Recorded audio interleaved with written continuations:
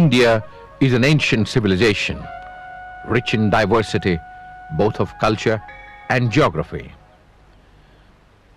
The bountiful forests and rivers of the Western Ghat region of southern India are a treasure trove of the ancient land. Biligiri Ranga Betta, popularly known as BR Hills of southern Karnataka, is a fascinating stretch of hilly tracts and foothills, providing an idyllic environment where wild elephants roam freely in the deep serenity of the rich green deciduous forests. These forests also are a habitat for the tiger, leopards, bison, deer, and the like. The forest regions of Yalandur, Chamrajnagar, and Kolegala taluks, and the hilly tracts of BR Hills are inhabited by a tribe known as Soligas, who identify themselves as children of bamboo, which in essence means the children of forests. The Soligas seem to have lived here for thousands of years. Several megalithic burial sites have been discovered recently at BR Hills, which are as old as 800 to 1000 BC. The Soliga worship nature. A huge champaka tree known as Dodda Sampige Mara is in fact their deity.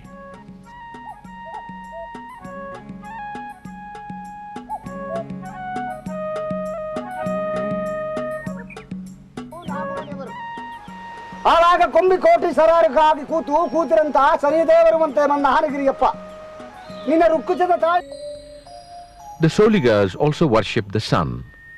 For them, the sun is a god who moves the world, who travels as a burning deity in the sky.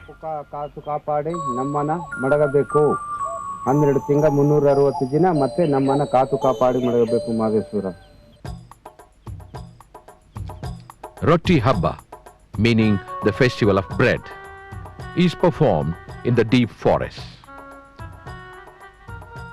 The bread cakes are made out of the hand-ground ragi flour in sacred fire by the side of a brook. The water from the brook is used in making the doughs because it is unpolluted.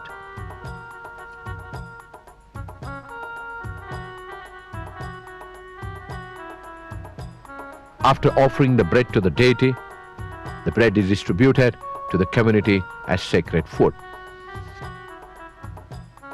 Sharing is a tribal value in any land, and it is so in Soliga community too. They share the food with neighbors, and as a result, nobody goes hungry in the community. Similarly, they share their crops also after each harvest. Thus, even those who haven't been able to cultivate get a share in the produce. The Soliga culture is replete with song and dance.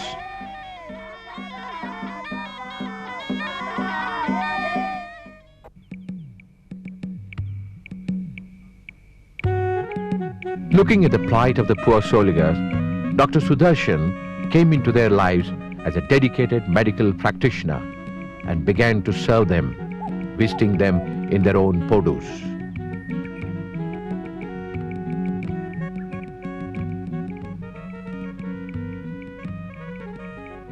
I came to BR Hills in 1980, started the work in a small hut. One of the workers in BR Hills used to help me. We used to go to tribal hamlets. They were suspicious and they were not ready to receive us. They would hide themselves in the forest. Gradually, I could establish rapport with them. They started visiting our health clinic, which was a small hut. The front portion used to be the clinic, and behind I used to live. There is a peculiar disease amongst the Soligas here. It's called sickle cell anemia, which is also found in the blacks in Africa. So this is found only amongst the Aboriginal people in India. So we have a sickle cell anemia screening program. We identify them and treat them. Earlier they used to die within 20-30 years of their lifespan, but now we have sickle cell anemia patients living up to 50-55 years. In terms of health, we have very good statistics. We monitor all their health status. It shows that the infant mortality rate has come down, the maternal mortality is 0, and the nutritional status of the children has improved. Together with friend Jayadeva and a few tribal chieftains, a humble beginning was made, which in due course was to become an educational and health center in a sprawling, spacious campus called Vivekananda Girijana Kalyana Kendra. In order to achieve the above objectives, the VGKK has taken on hand various programs. The VGKK runs an 18-bedded tribal hospital with inpatient, outpatient and mobile clinics. As many as 70 patients a day come and receive treatment at the outpatient ward. The inpatient ward has 18 beds and the patients do come from far-off hamlets to receive the much-needed treatment. Tribal women who need cesarean section, they conduct deliveries in squatting posture.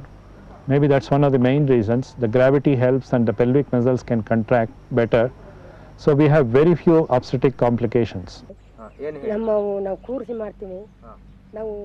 There is a specialty in deliveries we conduct. We do it by making the mother squat, not in the lying position. We test the mother and put the organs of the child in proper position, head below and legs above. We have performed successful deliveries many times, preventing a possible cesarean operation.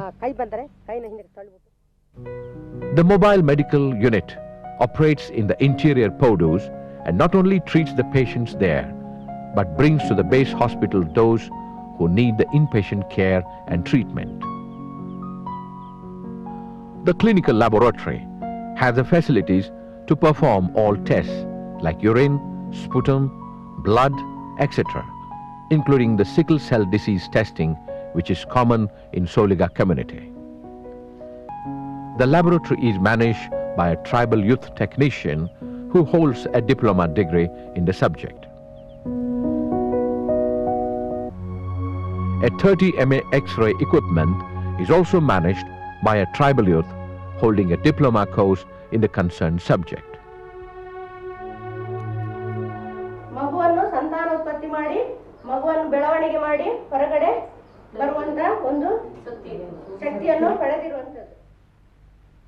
The Soliga tribal girls have been trained as female health workers and posted in remote tribal areas. They take care of pregnant mothers, conduct deliveries, immunize children and other tribals.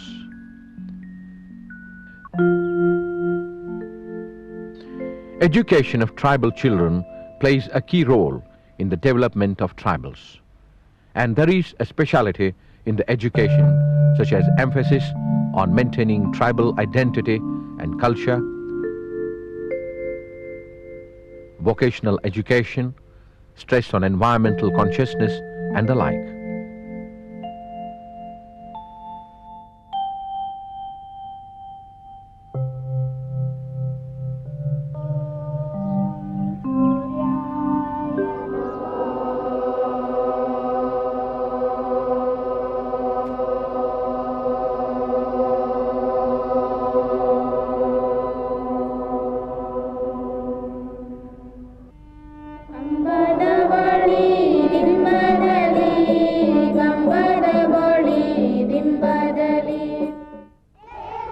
The VGKK has emphasized on educating the tribal children in their own dialect, which is specific to their culture, environment and language.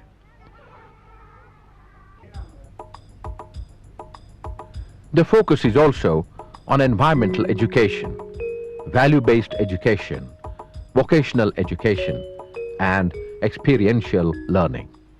A child learns through experience, and here in the forest there are ample opportunities for the child to learn through experience. I see a long-term result in terms of the tribal community becoming a big force to reckon with and achieving self-reliance in due course.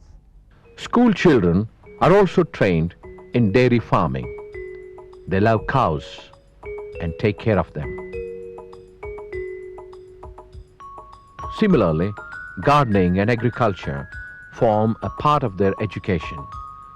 This education is very helpful when they return to their villages. Look at this refreshing routine. Prayers are offered before every meal. Clean, nutritious, and hygienic food is served to the students 3 times a day.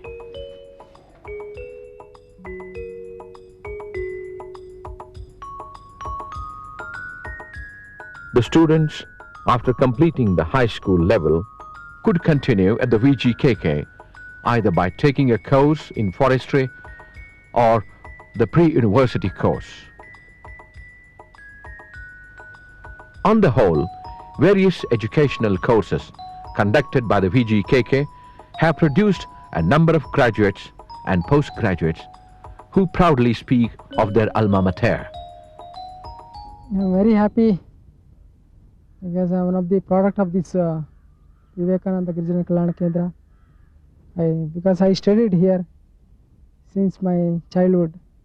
When I was 6 to 7 year old, at that time Dr. Sudarshan came from Bangalore and he was settled here in one of the huts, and he in that hut he was living, and at that time he gathered 6 children.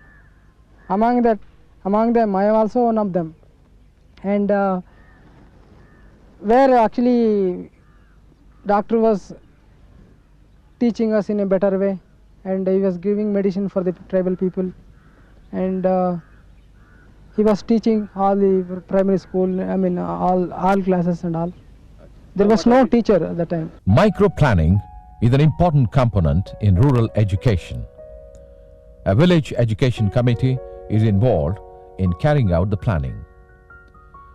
In order to improve the economic conditions of the Soliga tribal youth, various skilled training and entrepreneurial developmental programs are being organized by VGKK. These ventures are run on a cooperative basis by the Soliga tribals themselves. There are a number of entrepreneurial units run by the Soligas under the cottage industry setup promoted by VGKK. Let's look at some of their activities. The honey making unit, where fresh honey is extracted from the forest. The food processing section, where a variety of pickles, fruit juices, root juices, and jams are made. They recycle a lot of material like waste cloth and waste paper and make a fine quality handmade paper. Writing paper and cardboard are also made in this section. Similarly, there is a section where good quality notebooks are produced. The tribal youth are also engaged in screen printed products. In the handloom weaving section, beautiful saris are made and found good market. The leaves of certain trees are converted here into cups and plates, which are hygienic, biodegradable, and are preferred by the eco-tourists. Lovely shaped candles are also produced by the Soligas. The Training cum Production Center has 4 sections: tailoring section, knitting section, cane section, and bamboo, in addition to coir mat making unit. A wide-ranging products are made here under different sections. The VGKK has played a key role in organizing the Soliga tribal community at various levels, thereby empowering them to solve their own problems, assert their rights, and effectively stop the exploitation. As a result, the Soligars have been able to design their own low-cost houses, acquire fishing nets and boats, and start fishery in their neighboring lake. The B.R. Hills Range, located at the far east edge of the Western Ghats, is considered to be a live link between the Eastern and Western Ghats, facilitating an active exchange of gene pools between them. Thus, the B.R. Hill Sanctuary serves as an important biological bridge for biota of the entire Deccan Plateau. A new project has come into being with the objective of conducting the biodiversity of the region in collaboration with ATRI and the Forest Department. To achieve sustainable harvesting of non-timber forest produce without endangering the biodiversity, the tribal people have been trained in participatory resource monitoring. The people themselves monitor the quality of resources, levels of extraction, and the regeneration of those plants and trees. This is done through resource mapping techniques by the people themselves. This prevents overharvesting and enables them to achieve sustainable harvesting of non-timber forest produce. Conserving the endangered species is another important task of the project. In addition to the study of plants, the impact of human and other interventions on birds and butterflies is assessed and data used for conservation. The Soligars are known to practice agriculture without disturbing the forest. They don't use fertilizers, don't over-harvest, and grow as many as 10 to 14 types of food and vegetable crops, such as millets, pulses, tubers, etc., which provide an excellent example of agrodiversity. Karuna Trust is an integrated rural development project affiliated to VGKK. The project covers Yalandur Taluk with a population of 72,000 people in 40 villages and nearly 240,000 people in 215 villages of T. Narsipura Taluk. The Karuna Trust was founded mainly to address leprosy, which was hyper-endemic in this area, but later extended to cover other health developmental programs. Health and integrated development are part of the socio-economic programs of Karuna Trust. The prevalence of leprosy, which was about 21.4% in 1987, has been brought down to 0.32 in about a decade's time. Multi-drug therapy had been introduced since 1987 and nearly 1,200 patients are completely cured. Rehabilitation of the leprosy patients with disability is being done by providing MCR footwear, physiotherapy, and surgical reconstruction.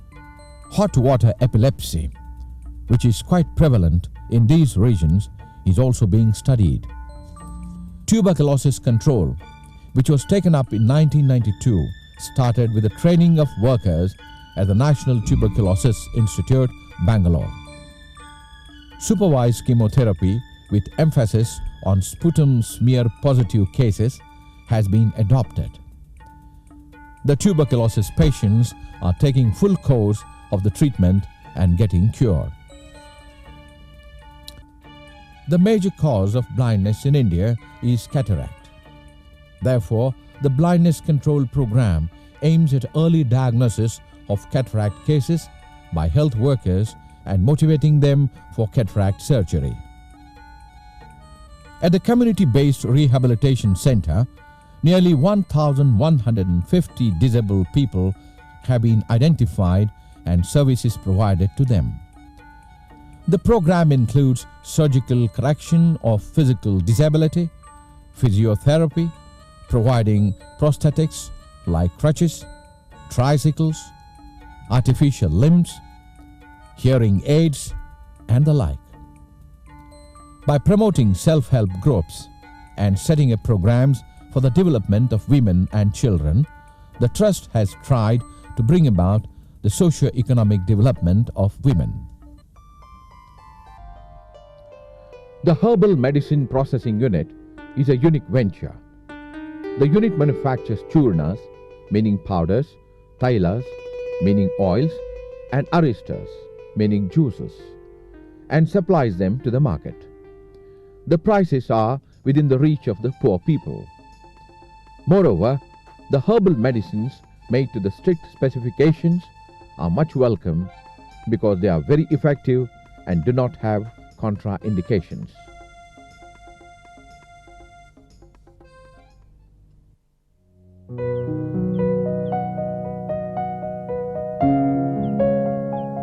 Thus, looking at the tremendous efforts put in by Dr. Sudarshan in building up the VGKK over the past 15 years, the Right Livelihood Foundation bestowed upon him the prestigious award, namely the Right Livelihood Award in 1994, which is considered the Alternative Nobel Prize.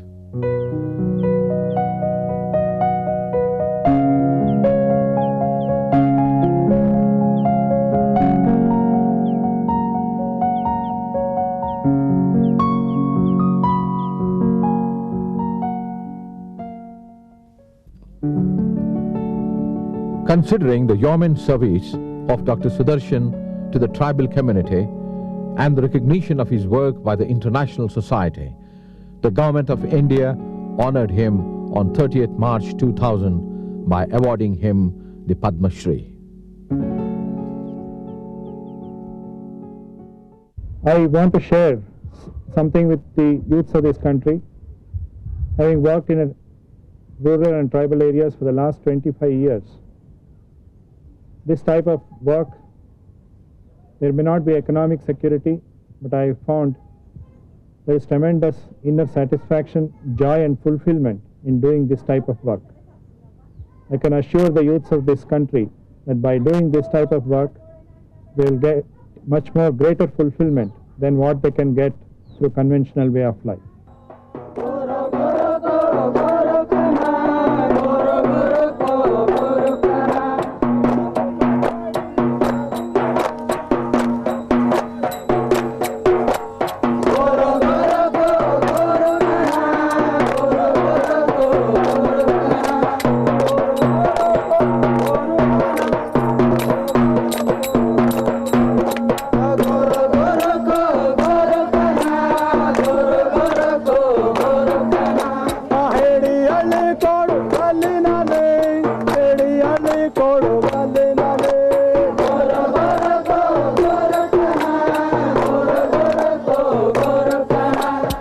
ಬೇಗನೆ ಬಿಂದಾವ ಪಡೆದು ಬೋಡೋ